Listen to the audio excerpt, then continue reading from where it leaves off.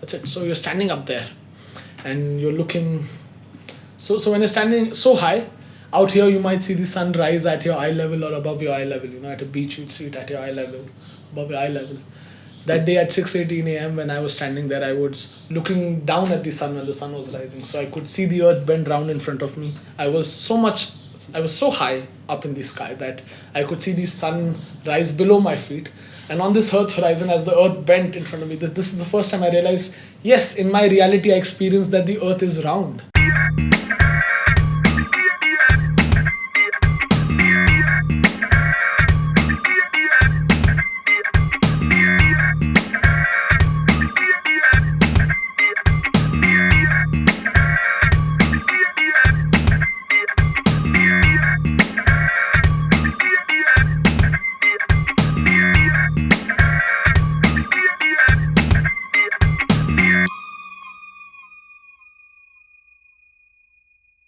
Hi guys, welcome to नानी का घर। आज हमारे साथ इंडिया के one of the youngest mountaineers हैं and somebody who holds 3 world records with us, Mr. Arjun Bajpai. Thank you. Hello. Hi Arjun. So tell us how Mount Everest happened. Yeah, it's very unusual. Most people ask me that how did Mount Everest happen in the age. Most people are going to school and going to tuitions and trying to come over exams. I was busy dreaming about mountains, and mountains was something which has always called me towards them. I realized that mountaineering is something which I really passionately felt for, and I found my true love in it, and I was able to do well in it. So when I was 16, I went about climbing Mount Everest. And then finally on the 22nd of May 2010 at 6:18 a.m. India time, I was unfurling the national flag on the highest point on this earth, at 29,035 feet.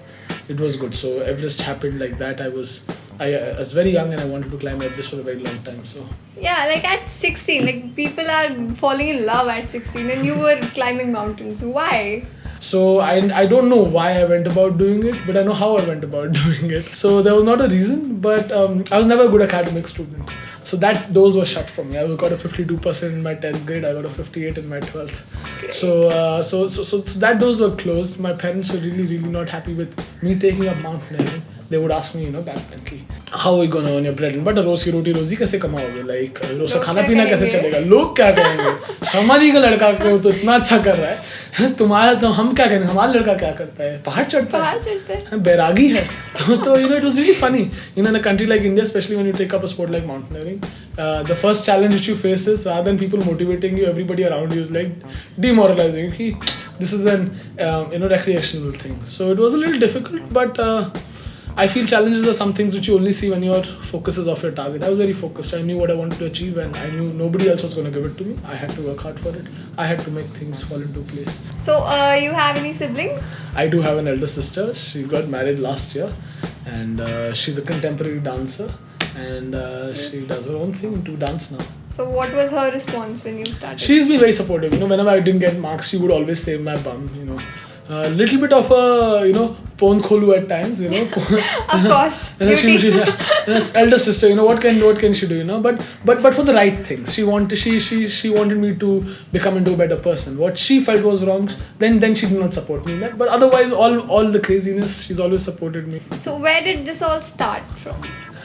This all started from my nani ka ghar. Oh, brilliant. We have a nani ka ghar story. So we were at my nani's house, and I still remember I was in my 6th grade. I was 10 years old, and one evening my nanu took me. They live in Pune. So near Pune, you have the Sayadri Hills, Took me for an evening walk, and he said that, okay, so we'll go for a 1-hour hike. It's a small hill, very small hill. There's a small temple on top of it, of Hanumanji.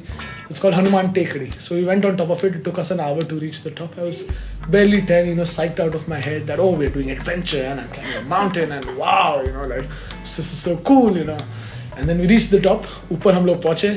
And उस time पे I don't remember this, but my Nana remembers. He tells me that मैंने उनसे पूछा था कि Nana, I want to climb the highest point on this earth, and I want to see कि वहाँ से ये sunset कितना खूबसूरत दिखेगा. It was evening time and the sun was setting in front of us.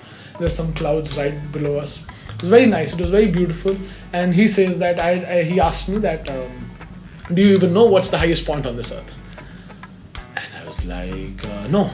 And he's like, it's Everest. And then I got to know about Everest first time in my life. Oh wow, it's Everest. But I didn't know what kind of a mountain. I knew it was the highest mountain in the world. It must be massive. And as a 10-year-old would imagine a triangle in his head, and probably 4 or 5 lanes going like this, and you've got to reach there somehow. So happened that the year I came back in my 6th grade, there was a chapter in a Hindi literature book called Everest Meri Shikhar Yatra.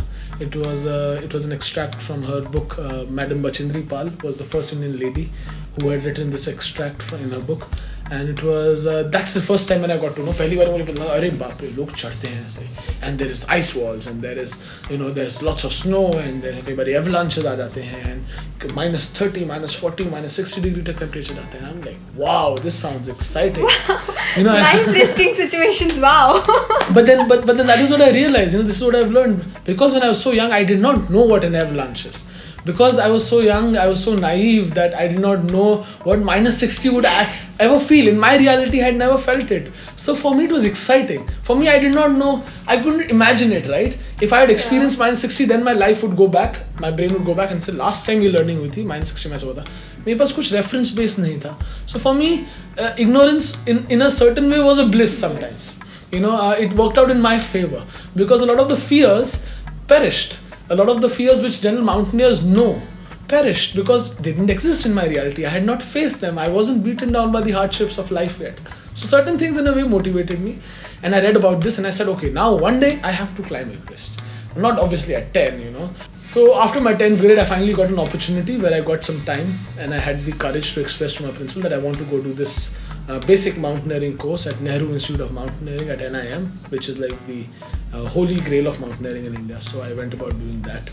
That's how it all started, Nani Ka Ghar. And then once I did my basic advanced mountaineering courses, I got an alpha grading in that. Then I went about doing. So in 2009, I did my courses, and little did I know that in the coming year itself, my dream would be so close to me. When I was doing these courses, I had this motivation, this fire in me that, jana, this thought which had lingered into your brain when you were 10, it's still there. You're not talking about it to anybody, but it's there, It's there. It's a dream which you thought of in your 4 rooms when you were giving those compartment tests, when your mom was angry with you, and you said, no, one day I'll do something which is important, So I was trying to be somebody. I was trying to find through sports, I was trying to find through various aspects in my life, trying to be a somebody, trying to find something my way. Trying to find something which I do it my way and I'm good at it, trying to my thing which they call that. तो इसी राह में मैंने अपने courses कर रहा था, and courses करते हुए my confidence got boosted and my vision was clear that once I got the confidence that I wanted to be on top. Like आपका मन करता है कि आपको खाना है और कोई सामने लाके खाना रख दे तो आप खा लोगे ना. तो अब ऐसे ही हुआ मेरे साथ. I walked up to the food a little bit, but it came to me, it happened, and I did my courses, and then slowly things fell into place, and I was on my way to the world's highest mountain in March 2010, and the journey ended on me on the summit and me coming back safely, and it was a fantastic climb, and that is what made me realize that dreams can come into reality. May it be as crazy as climbing the highest point on this world when you're a teenager, but if you choose to do it, it's gonna happen. So we reached the top of the world at 6:18 a.m. and I'm standing there at this small place.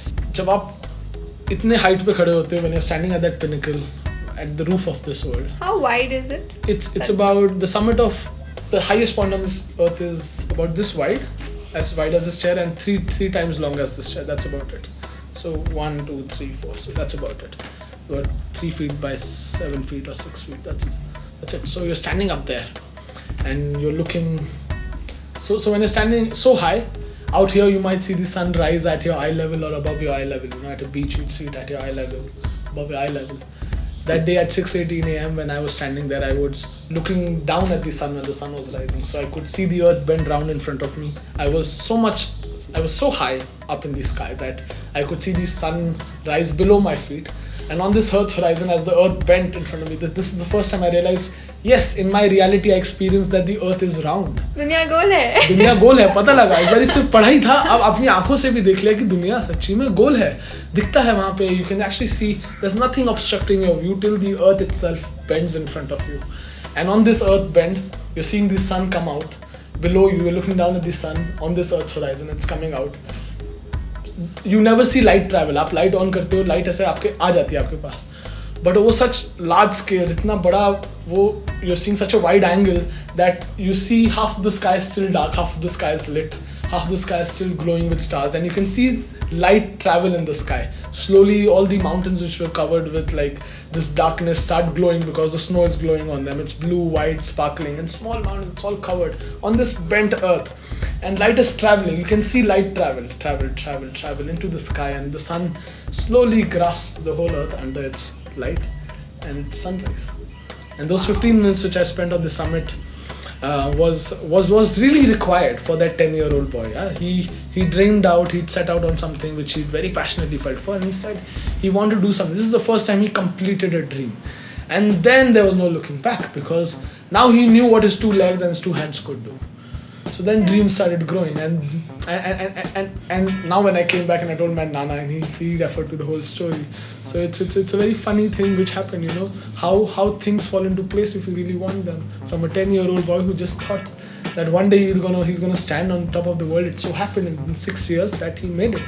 So what are the challenges that you face out there? What's the most difficult part? It gets sometimes very serious. Like we were climbing a mountain in Tibet once called Cho Oyu. It's the 6th highest mountain in the world in 2012. And at 23,000 feet, one day I got up in one of the higher camps and I was paralyzed from the complete left side of my body. So challenge is always there, and can get really, really difficult. So the margin of error is pretty low and the risk is very high. There's no way you can actually have a error from your end, or you can falter from your end. That is why we train so extensively. That is to eliminate these margin of errors, so that it's absolutely zero. Because out there, the mountain does not know the difference between a big mistake and a small mistake. You know, you've got to keep things in your control. And yet, after planning so much extensively, sometimes we end up losing team members. It's a serious game.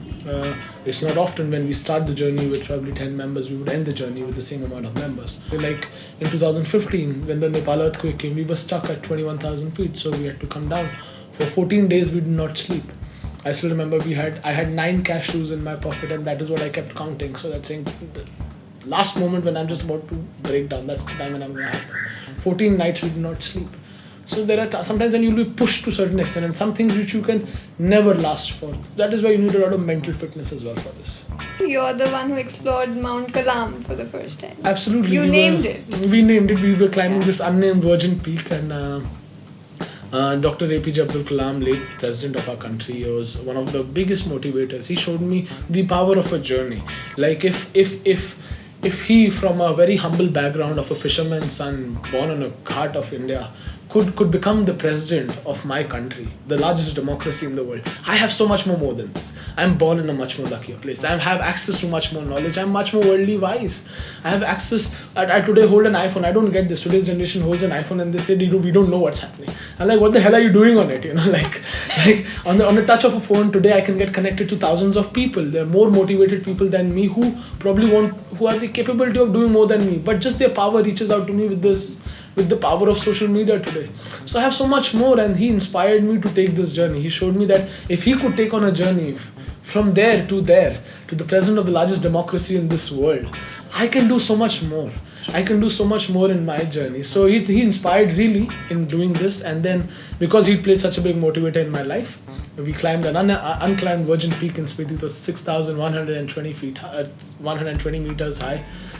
We summited that, and as we were the first humans to summit it, me and my climbing partner Bhupesh, we thought about naming it after a late president, and we called it Mount Kalam. So what are your future plans now? My future plans started after Everest only. So I've now climbed, after Everest I went about climbing Lhotse, which is the 4th highest mountain. Then I went about climbing Manaslu, which is the 8th highest peak in the world. Cho Oyu was unsuccessful in 2012, for which I'm going in this September. And after that I was stuck on a mountain called Mount Makalu. So Mount Makalu is the world's 5th highest mountain in the world, and it's far more technically challenging than Everest. So it took me 3 years, for 4 years. 4th attempt I was able to summit it this year. Journey with Makalu started back in 2013. First year we had to return about 150 meters short of the summit due to shortage of ropes and some technical problems. 2014 we lost a team member about 60 meters short of the summit, so we had to turn around. So you do this every time if you lose somebody, you turn back. I take it as that the mountain does not want you to summit it, right? You've got to listen to some signs nature is giving, and that is a good enough reason, I think, to turn around, right? Sure. So we turned around in 2014, and in 2015 we attempted again Makalu, and then the Nepal earthquake happened, so we had to abandon the expedition again. We came back. 2016 we did not give up. A lot of people just give this up, don't do it, but then we did not do it, and thankfully we summited in 2016, and we established another world record, and that was good. And my future plans basically is to become the first Indian to have climbed to have finished the Grand Slam of mountaineering. There are 14 mountains in this world which rise above an altitude of 8,000 meters. I told you the significance of 8,000 meters before. So there are only 14 mountains. All of them are they start from the Karakoram Himalayas, and they go into the Nepal and Tibet Himalayas. 2 of them are in Tibet, 8 of them are in Nepal, 4 of them are in Karakoram, and no Indian has ever been able to finish it. So after I climbed Lhotse, I came back home and I was going through this list of 14 8,000 meter peaks, which is the Grand Slam of mountaineering. And as I scrolled down into Wikipedia, I came across this list of 28 very elite names, with their national flags written in front of it, and all these 14 8,000 meter peaks, when had they climbed it. Scroll down, and I was very sad to find no Indian flag. So I want to be the first Indian to have finished the Grand Slam of mountaineering. And I want to lead, I want to inspire our young generation. I want to inspire the young generation of India, the 700 million population, the youth of our country, to climb that mountain in their lives. What I believe is that everybody in their lives have a mountain in their lives to conquer. It may not be a real mountain, in the outdoor lives, but everybody has a mountain in their lives to conquer. Sure. It's how early you identify it, it's how early you start working towards it, which is going to make you a winner. So my objective in life is I want to help people find the Everest of their lives. I want to help them find the climb of their life, and make them prepare on this journey. Everybody takes on these journeys. So my future plans are to motivate our younger generations and help them to dream big and dare to chase it. Beautiful. Thank you for coming here, sir. It was a pleasure having you here. I have been motivated, and I'm sure people who are watching must be motivated. Bas ki nahi hai, but motivated. Thank you so much. It was good. Thank you. Hi guys, thanks for watching the video. If you like the video, please like, comment and share. To watch more amazing stuff, please subscribe to the channel.